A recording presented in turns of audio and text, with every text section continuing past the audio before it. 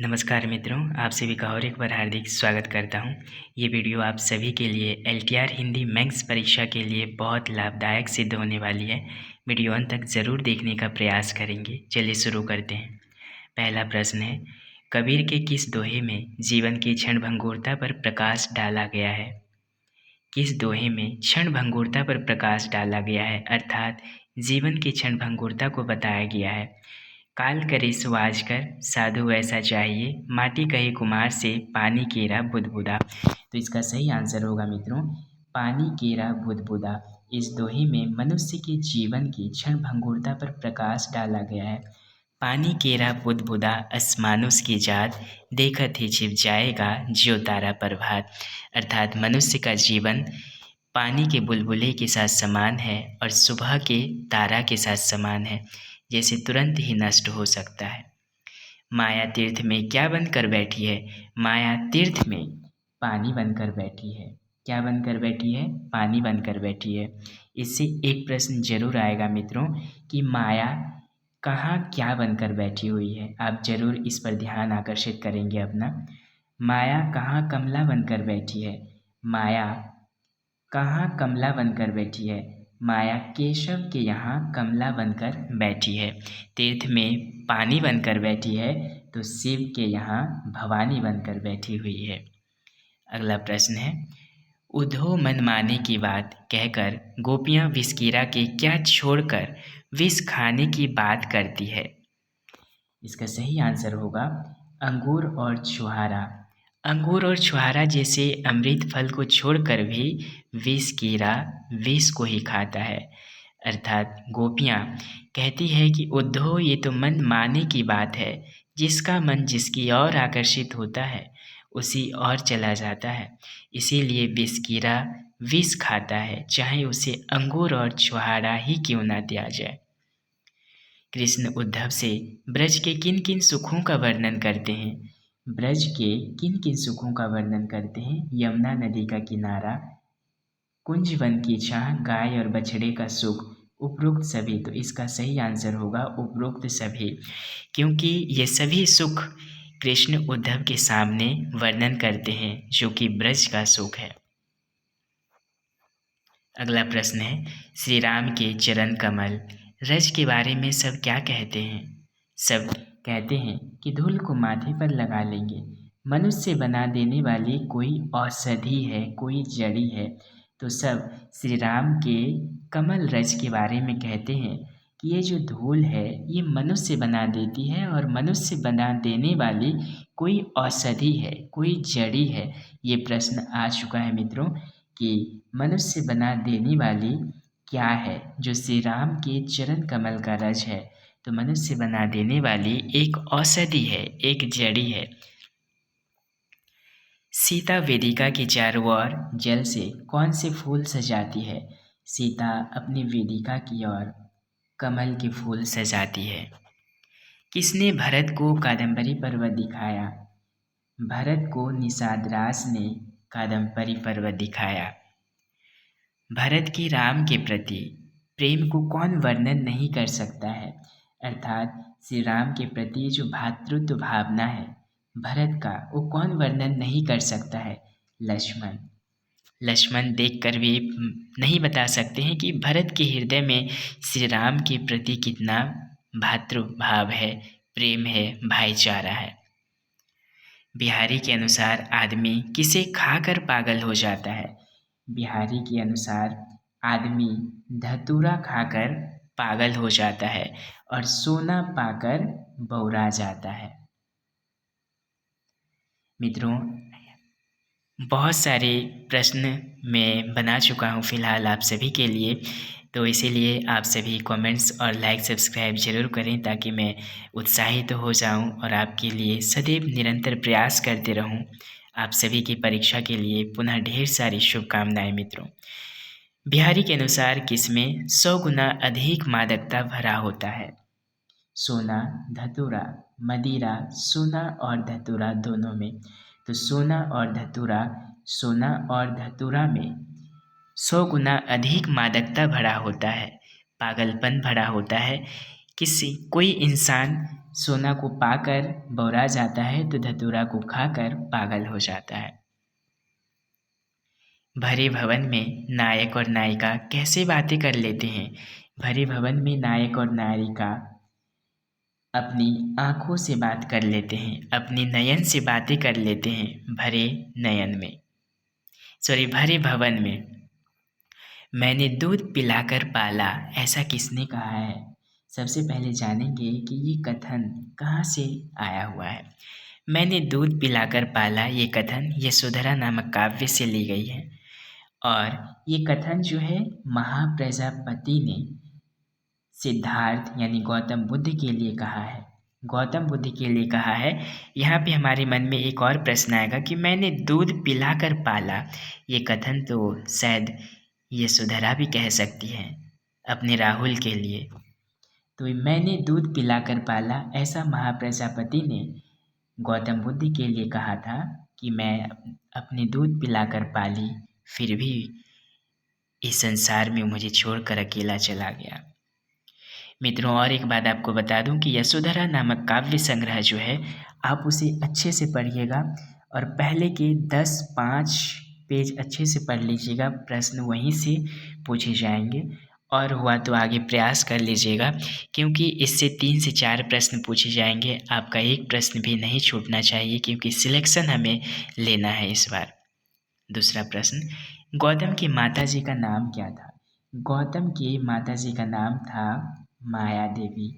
माया देवी ने जन्म देकर ही कुछ दिनों के उपरांत उनकी मृत्यु हो जाती है, मृत्यु को वरण करती हैं।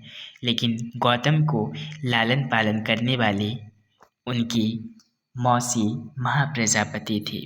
लेकिन गौतम की माता जी का नाम था माया देवी। चला गया रे चला गया, ये बहुत ही प्रसिद्ध कथन है और ये भी यशोधरा से लिया गया है। चला गया रे चला गया, ऐसा किसने कहा है। ऐसा शुद्धोधन ने कहा है। शुद्धोधन को भी बहुत दुख हुआ और उन्होंने कहा कि चला गया रे चला गया। ओ क्षण भंगुर भव राम राम, ऐसा किसने कहा। ये पंक्ति भी यशोधरा नामक काव्य संग्रह से लिया गया है। और ये जो पंक्ति है, ये महाभिनिष्क्रमण से कहा गया है। महाभिनिष्क्रमण का अर्थ होता है महान त्याग। जो गौतम बुद्ध ने महान त्याग किया था, उसी त्याग की क्रिया को, उसी त्याग की प्रक्रिया को महाभिनिष्क्रमण कहा जाता है। और महाभिनिष्क्रमण से ये पंक्ति लिया गया है। ओ क्षणभंगुर भव राम राम। मनोरमा की उम्र कितनी थी। मनोरमा की उम्र उतनी थी जितनी की चंद्रकला की उम्र थी, उससे वो 2 वर्ष छोटी थी। तो मनोरमा की उम्र जो थी 18 वर्ष की थी। तो चंद्रकला की उम्र कितनी होगी। चंद्रकला की उम्र जितनी होगी आप कमेंट्स करके बताएंगे, क्योंकि चंद्रकला मनोरमा से 2 साल बड़े थी। चंद्रकला किससे प्रेम करती थी। चंद्रकला जो है रजनीकांत से प्रेम करती थी, लेकिन प्रेम करने का कारण उसका वास्तव में कुछ और था। चंद्रकला प्रेम इसीलिए करती थी ताकि अपने पिता के पापों का प्रायश्चित कर सके। हरनंदन सिंह के बेटे का नाम क्या था। हरनंदन सिंह के बेटे का नाम था रमानाथ। ये बहुत ही महत्वपूर्ण प्रश्न है, हमें नाम जानना चाहिए कौन किसके संबंध में है। तो हरनंदन सिंह जो है ये रजनीकांत के रिश्तेदार हैं। भगवंत सिंह ने रजनीकांत को मरवाने के लिए मुरारी लाल को कितने रुपए दिए थे। तो रजनीकांत को मरवाने के लिए भगवंत सिंह ने मुरारी लाल को 10,000 रुपये दिए थे, लेकिन साथ में वो 10,500 लाए थे। तो उसमें से 500 रुपये मुरारी लाल जो है किसे दे दिया। 500 रुपये उसमें से माहिर अली को दे दिया। 500 माहिर अली को दे दिया, तो उसके पास कितना बचा 10,000। तो 10,000 वही रिश्वत के रूप में भगवंत सिंह ने किसे देते हैं, मुरारी लाल को देते हैं रजनीकांत को मरवाने के लिए। मुरारी लाल को वास्तव में कितने रुपए वेतन मिलता था। मुरारी लाल को वेतन मिलता था मात्र 600 रुपये। कितने रुपए मिलते थे, मात्र 600 रुपये वेतन मिलते थे, लेकिन वो 600 रुपये भी वो किसे भेज दिया करते थे? वो 600 रुपये जो मिलता था वो मनोज शंकर को भेज देते थे पढ़ाई के लिए। तो मनोज शंकर को शक होने लगा कि आपको 600 रुपये मात्र वेतन मिलते हैं और आप मुझे 15 दिन में 2 बार कैसे पैसे भेज देते हैं। कानून और कला का साथ नहीं हो सकता है ना। कानून दंड देगा, कला क्षमा करेगी, ऐसा किसने कहा? ऐसा मनोरमा कहती है। मनोरमा कहती है, और ये संवाद किसके साथ करती हुई कहती है कि कानून और कला का साथ कभी नहीं हो सकता है। कानून दंड देगा लेकिन कला क्षमा करेगी। कला का आधार विश्वास होता है और शिक्षा का आधार संदेह करना होता है। ये भी महत्वपूर्ण पंक्ति है जो मनोरमा के द्वारा ही दिया गया है। ये संवाद जो है वो मुरारी लाल के साथ करती है और कहती है, क्योंकि कानून जो है अधिकारों की रक्षा नहीं करता, बल्कि कानून स्वयं कानून की ही रक्षा करने लगता है। तो मनोरमा को ये बात से प्रतीत होने लगा कि कानून कभी भी कला का साथ नहीं हो सकता है। कवि हरिवंश राय बच्चन के अनुसार हमारी यात्रा कब सरल बनेगी? जब हम पद को अच्छा समझेंगे, पद को त्याग देंगे, पद पर फूल बिछाएंगे, पद पर रुक जाएंगे। हमारी यात्रा तभी सरल बनेगी जब हम अपने पद को अच्छा समझेंगे। चाहे पथ जैसा भी हो, हमें उस पद पर अग्रसर होना है, कठिन संघर्ष करना है और उस पद की पहचान करना है। तभी हमें निश्चित रूप से एक दिन सफलता प्राप्त होगी। मित्रों, आप सफलता की बस कुछ कदम ही दूर हैं और भगवान से यही कामना है कि इस बार आपकी सफलता कदम चूमेगी और आप संघर्ष कर रहे हैं। लक्ष्मीबाई किस उम्र में वीरगति को प्राप्त हो गई थी? लक्ष्मीबाई जो है मात्र 23 वर्ष की उम्र में ही वीरगति को प्राप्त हो गई थी। संध्या सुंदरी किसके कंधे पर बाहें डालकर अंबर पद से उतर रही थी? संध्या सुंदरी सखी नीरवता के कंधे पर बाहें डालकर अंबर के पद से आसमान से उतर रहे थे। नीरवता यानी कि शांत वातावरण के साथ कंधे में कंधे मिलाकर संध्या सुंदरी उतर रहे थे। अकाल में दूब कविता के कवि कौन हैं? अकाल में दूब कविता के कवि हैं केदारनाथ सिंह जी। इसमें कन्फ्यूजन नहीं होइएगा, याद कर लीजिएगा, क्योंकि ये प्रश्न बहुत बार पूछा जा चुका है और पूछा जा सकता है। केदारनाथ सिंह, अकाल में दूब कविता। कवि को दूब कहाँ दिखाई देता है? कवि को दूब शीशों के टुकड़ों के बीच दिखाई देता है। मित्रों, ये सभी ऑप्शन आपके पास होंगे। सूखी नाली के पास, कुएं के पास। सूखी नाली के पास कवि जाते हैं और कुओं को लांघते हैं, यानी कुएं के पास सूखी नाली को लांघ कर जाते हैं, तब उसमें शीशों के टुकड़ों के बीच कवि को एक दूब दिखाई देता है और हरी पत्ती के रूप में। बहुत दिनों के बाद कवि क्या जी भर छू पाए? बहुत दिनों के बाद कवि पगडंडी की धूल को छू पाए, स्पर्श कर पाए, महसूस कर पाए। बहुत दिनों के बाद।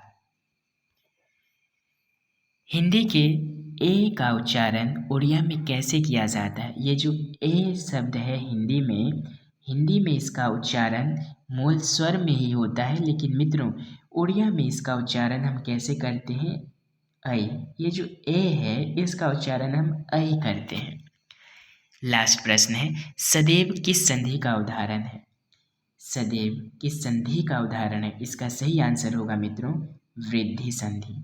और इसका एक सिंपल सा ट्रिक बता दे रहा हूँ आपको, जैसे कि ये आपका हो गया औ और ए।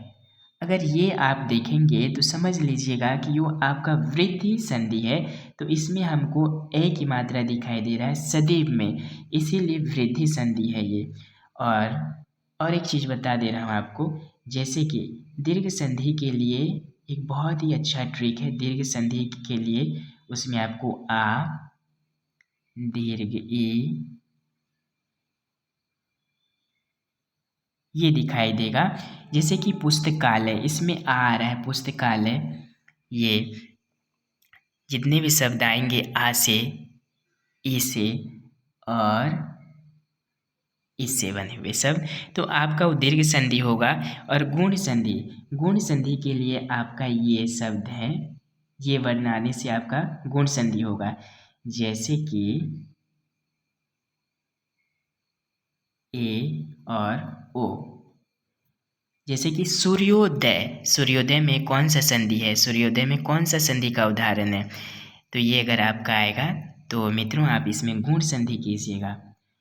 और जैसे कि परमेश्वर, परमेश्वर है तो इसमें ए आ रहा है, इसीलिए आपका इसमें गुण संधि होगा। गुण संधि का फार्मूला ये है, ए और ओ आएगा तो आपका गुण संधि होगा।